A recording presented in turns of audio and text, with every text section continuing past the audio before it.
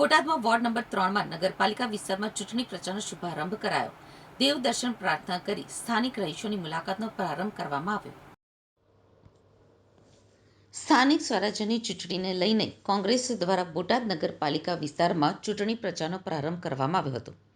કોંગ્રેસ શહેર પ્રમુખ અને સંગઠનના કાર્યકરો, હોદ્દેદારો સાથે સ્થાનિક 4 ઉમેદવારો આ પ્રચાર કાર્યક્રમમાં જોડાયા હતા. ઢોલ નગારા સાથે આસપાસના સ્થાનિક રહીશોની મુલાકાત લઈ મતદાન માટે અપીલ કરવામાં આવી હતી. તો બોટાદ શહેરના વોર્ડ નંબર 3માં અનેક સ્થાનિક પ્રશ્નોને લઈને પરિવર્તન ઈચ્છી રહ્યાની કોંગ્રેસના ઉમેદવાર દ્વારા જાણકારી આપવામાં આવી હતી. સ્થાનિક ઉમેદવાર દ્વારા જણાવવામાં આવ્યું હતું કે જો આ વોર્ડમાં તેઓની પેનલ વિજેતા થશે તો 8 દિવસે મળતું પાણી દરરોજ મળે તેવી વ્યવસ્થા કરી આપીશું. તેમજ પેવર બ્લોક અને અન્ય સ્થાનિક પ્રશ્નોને પ્રાધાન્યતા આપવાની પણ ખાતરી આપી હતી. કોંગ્રેસ શહેર પ્રમુખ દ્વારા જણાવાયું હતું કે ફોટા તો શહેરના તમામ વિસ્તારોમાં કોંગ્રેસના ઉમેદવારોએ ઉમેદવારી નોંધાવી છે. નગરપાલિકાના વિવિધ વિસ્તારોમાંથી અનેક સ્થાનિક લેવલના પ્રશ્નો અને મૂળભૂત સુવિધાના અભાવ છે. વર્ષોથી નગરપાલિકામાં ભાજપનું શાસન હોવા છતાં આ પ્રશ્નોનું નિરાકરણ લાવવામાં બોટાદની ભાજપ સરકાર નિષ્ફળ રહી છે. ત્યારે શાસનથી નારાજ લોકો કોંગ્રેસને જંગી બહુમતીથી વિજેતા બનાવશે તેવી આશા વ્યક્ત કરી હતી. હા, અને પ્રશ્નમાં એવું કે પાણીની તંગી છે. 8 દીએ પાણી ઈ લોકો આપે છે, કઈક 10 દીએ આપે, કઈક 15 દીએ આપે. પછી કચરાવાળા 8 દીએ આવે, કઈક 4 દીએ આવે, કઈ નક્કી જ નહીં. અને આ બ્લોકની સમસ્યા છે, ઈ બધું અમે કરી દેવું ઈ લોકોને. અમને મત ઈ લોકો અમારે હારે જોડાઈને અમને મત આપે.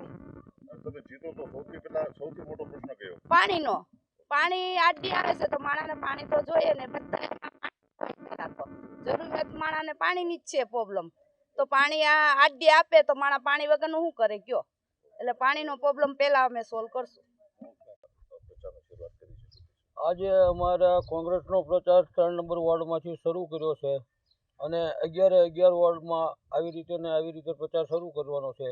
અને જે અહીંયા સ્થાનિક સુવિધા મળવી જોઈએ એરિયામાં, એ અત્યાર સુધી કોઈ એવી સુવિધા નથી મળી કે લોકો સંતોષ અનુભવ્યો હોય. વિજય માટે કેટલો વિશ્વાસ? અમારે બહુમતીથી અમારું બોર્ડ બેવશે એવો પબ્લિકનો અમને સપોર્ટ છે. જે આ વિસ્તારમાં જાવી છીએ ત્યાં અમને ગળા મોઢા કરાવડાવીને અમને આવકારે છે. ખાસ કરીને આજ સુધી ભાજપનું શાસન રહેલું છે નગરપાલિકામાં, કેવો વિકાસ થયો છે? આજથી 30 થી 35 વર્ષથી ભાજપનું શાસન છે.